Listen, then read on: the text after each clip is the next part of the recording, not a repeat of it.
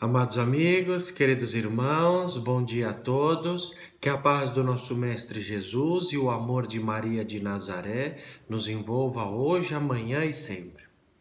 Mais uma vez, é um prazer, é uma alegria tê-los conosco nesse estudo que nós fazemos semanalmente no canal TV Estudos Espíritas, que está no YouTube, mas também no perfil do Estudos Espíritas no Facebook. Toda semana, terça-feira, nós postamos um vídeo na sequência do estudo do Evangelho segundo o Espiritismo. E também nós vamos periodicamente preparar temas corriqueiros, pequenos vídeos de assuntos interessantes, por exemplo, como um Evangelho no lar, como se faz, enfim, temas que são de interesse geral e que nós também podemos comentar. Hoje nós vamos seguir no nosso aprendizado, já colocamos aí a nossa agenda, nós vamos seguir no capítulo 1, Eu não vim destruir a lei. Nós já falamos o item sobre Moisés, primeira revelação, o item sobre o Cristo, nosso Mestre Jesus, segunda e mais importante revelação.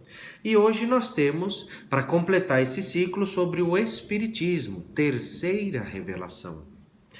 É bem verdade que a doutrina espírita, como terceira revelação, tem por base, por referência, por modelo, como vocês se sentirem mais à vontade, mas toda a doutrina espírita tem por base o ensinamento de Jesus Cristo, ou seja, o Mestre Jesus é um modelo para nós mais importante. O espírito mais puro, mais evoluído que por aqui passou. Nós já falamos isso. E a doutrina espírita, ditada pelos espíritos, codificada, olha o termo, codificada, não psicografada, codificada por Allan Kardec, é a nossa terceira revelação. É uma doutrina esclarecedora, é uma doutrina ao mesmo tempo reveladora, porque nós temos assuntos das mais variadas espécies e a doutrina espírita, desde já é importante que nós falemos, ela reúne no seu aspecto mais puro, como codificado por Kardec, ditado pelos espíritos, um tríplice aspecto: filosofia, o conhecimento, a revelação, essa vontade de buscarmos a verdade, então é o conhecimento filosófico, filosofia, científico. A doutrina espírita tem um aspecto científico também. O que a ciência, esses grandes estudiosos, esses cientistas que dedicam uma vida para pesquisar determinado assunto, a doutrina espírita está de acordo também. Vamos a um exemplo, só para fundamentar? Qual? A teoria evolucionista que nós aceitamos, de Charles Darwin. Muito bem, doutrina espírita segue no mesmo sentido, que nós viemos em uma evolução gradativa e lenta de um ser unicelular, multiplicações celulares, depois viemos dos animais, do macaco, e assim na teoria da evolução de Charles Darwin, e que a doutrina espírita acompanha também. Então, tem essa harmonia. Isso é importante. Pode parecer algo simples hoje, mas se nós voltássemos no tempo aí 200, 300 anos atrás, a ciência dizia uma coisa e a religião dizia outra. E aí estabelecia-se um conflito. Era difícil encontrar alguém que tivesse um ponto em comum entre a ciência e a religião. Por isso que a doutrina espírita tem este aspecto, sim, científico. Existe e está em harmonia com ela. Então, nós temos filosofia, ciência e, obviamente, como não poderia deixar de faltar, o aspecto religioso, o aspecto da moral cristã de Jesus. Por isso que nós aqui estamos dedicando tempo ao nosso estudo do Evangelho, porque a doutrina espírita tem por base a moral pura, sublime de Jesus. E nós encontramos no Evangelho segundo o Espiritismo textos, parábolas, ensinamentos, as revelações que nós encontramos de Jesus. E se nós pegarmos aqui qualquer um, você em sua casa, use o seu evangelho, faça o teste, consulte. Abre em qualquer capítulo. A primeira parte do capítulo se dedica a aquela mensagem dita por Jesus que nós encontramos em um dos 4 evangelistas. E ali, na segunda parte, na sequência, instruções dos Espíritos, os ensinamentos trazidos pelos Espíritos. Então, a doutrina espírita tem, de início, esse tríplice aspecto: filosofia, ciência e religião, em toda a sua essência. Hoje, como nós já falávamos, nós vamos no capítulo 1, o item O Espiritismo. E o Espiritismo, essa primeira parte, começa a nos dizer que justamente a doutrina espírita, do seu nascimento, vem trazer por provas irrecusáveis. Aí entra a ciência com seu aspecto importantíssimo, comprovando o que os espíritos estão dizendo por provas irrecusáveis. Então, vem nos demonstrar, revelar à humanidade a existência, a natureza e as relações do mundo espiritual. O mundo espiritual existe? Vocês já pararam para pensar se aonde está o mundo espiritual? É lá em cima, como a gente às vezes imagina? Onde está o nosso lar, que é tão livro, tão lindo de se ler? Então a doutrina espírita nos revela, por provas irrecusáveis, de maneira racional, de maneira lógica, a existência, a natureza do plano espiritual e dos espíritos, que nós podemos nos relacionar com ele, e também estas relações entre o mundo espiritual e o mundo material, por exemplo, através da mediunidade, através das intuições, dessas relações diárias que nós temos com os espíritos e que nós temos que aproveitá-las para usá-las de uma maneira saudável e equilibrada.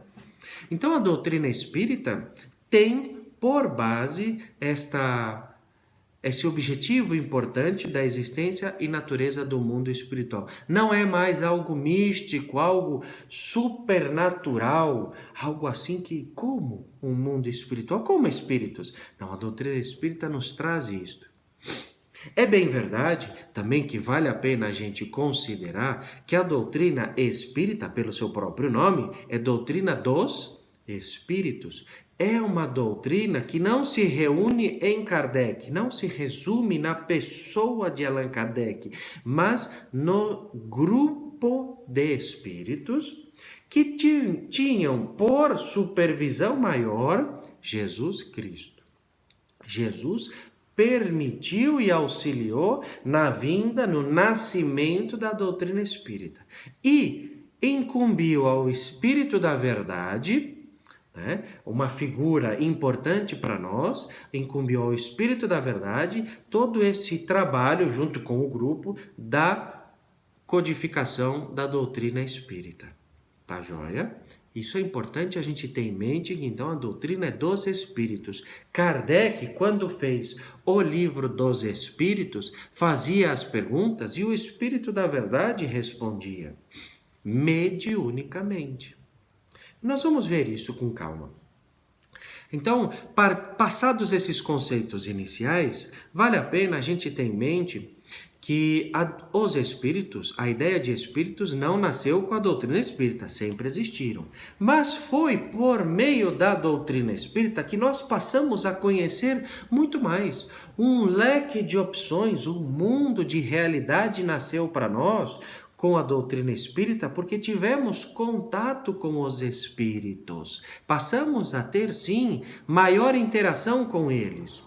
E é importante que, desde o seu nascimento, a doutrina espírita teve por base esse contato com o plano espiritual.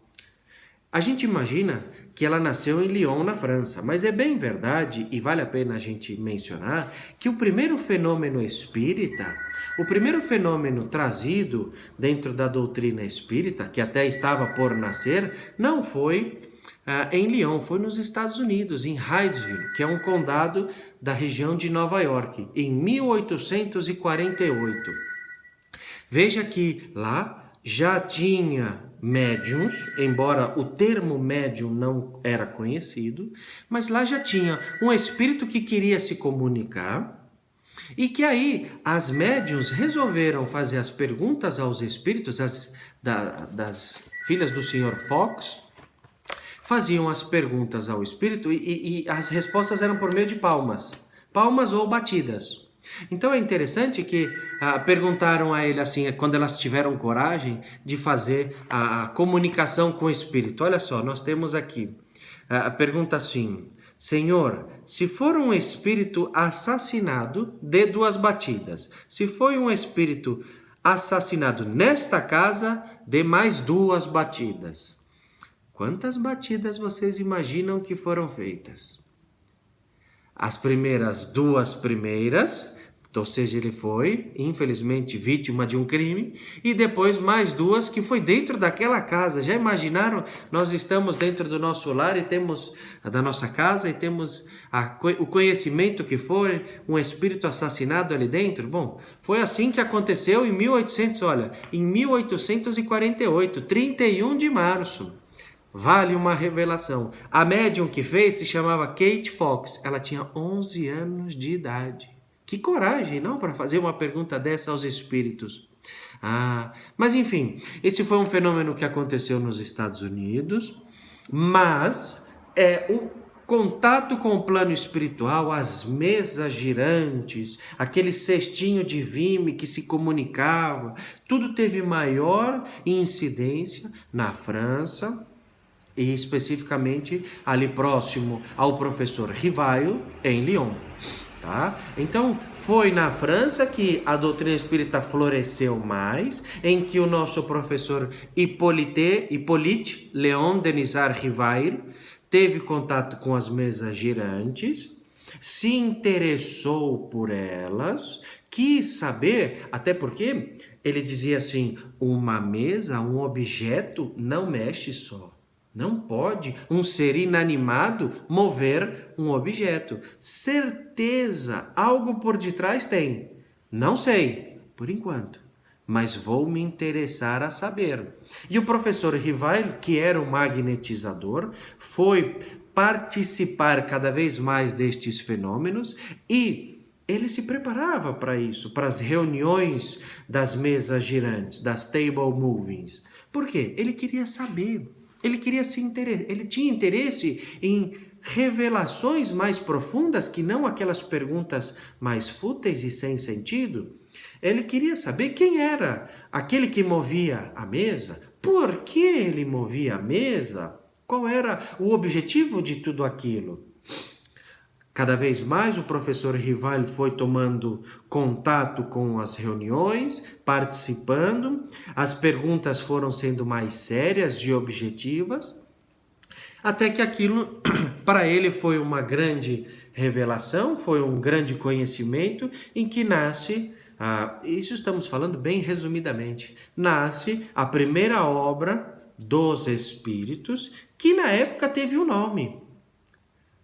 Hoje a gente sabe que o primeiro livro da codificação de Allan Kardec era o Livro dos Espíritos, 18 de abril de 1857. 1857. Mas, quando o professor Rivail, antes ainda da mudança do seu nome, que tem o contato com o espírito Zéfiro, o Espírito da Verdade respondendo às perguntas que lhe eram formuladas e que nasce, aquilo toma corpo para ser feito um livro, o Kardec, o professor Rivail, pede autorização para poder publicar, o Espírito da Verdade lhe autoriza, e diz que aquele seria um livro que nascimento da doutrina espírita. Muito bem, mas a primeira edição não ia se chamar o Livro dos Espíritos. Alguém sabe?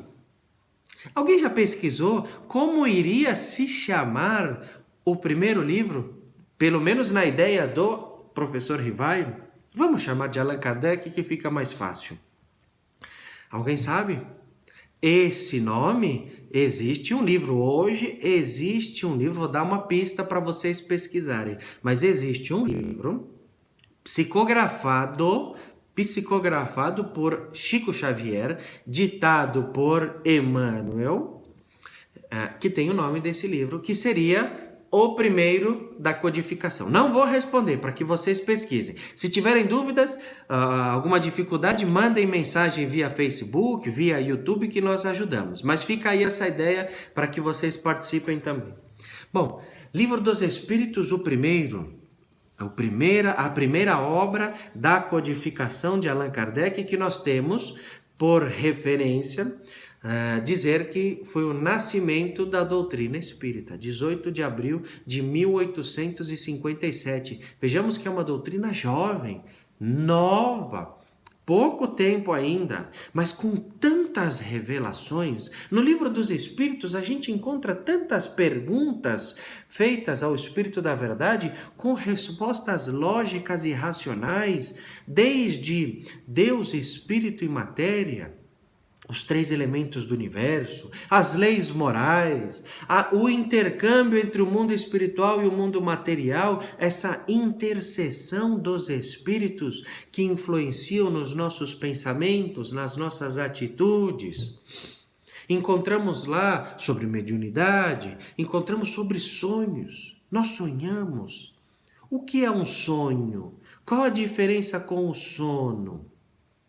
Encontramos temas interessantes sobre sonambulismo, enfim, são vários temas que o Livro dos Espíritos nos traz de uma maneira muito racional, muito lógica, de muito ensinamento para nós, que vale a pena o seu estudo e o seu aprendizado. Na sequência das demais obras, temos Livro dos Médiuns, nós temos o Evangelho segundo o Espiritismo, nós temos a Gênese, e o Céu e o Inferno. São as 5 obras da codificação de Allan Kardec, o Pentateuco kardeciano, o kardecista. Nós temos ali, que são 5 obras que reúnem a filosofia, a ciência e a religião, nos seus mais variados aspectos, principalmente, por exemplo, no Livro dos Médiuns, tratando sobre uma reunião mediúnica, tipos de médiuns, tipos de espíritos comunicantes, desenvolvimento mediúnico e etc. Cada obra tem a sua particularidade, cada obra tem o seu ensinamento e a sua importância. Assim nasce a doutrina espírita codificada por Kardec com todas as suas revelações. É importante, vale a pena a gente também ter em mente que o Kardec não trouxe apenas estes 5 livros codificados. Tem também livro de estudo feito por ele mesmo. Obsessão é uma das obras que a gente tem em mente hoje para poder estudar, importantíssima, feita pelo próprio Allan Kardec. O que é o Espiritismo também é um livro fininho, mas escrito pelo próprio Allan Kardec. Coletânea de preces, que nos últimos anos passou-se as edições do Evangelho segundo o Espiritismo, incluir na sua parte final. Então, por exemplo, eu tenho um familiar desencarnado, uma pessoa muito querida a mim, que já retornou ao plano espiritual. Posso fazer uma oração por ele? Claro. Como? Como eu devo orar por ele? Então nós temos nessa coletânea de preces, que está na parte final do Evangelho, a maneira pela qual nós podemos orar pelo nosso familiar desencarnado. Então observamos que o Kardec trabalhou intensamente para o nascimento da doutrina espírita.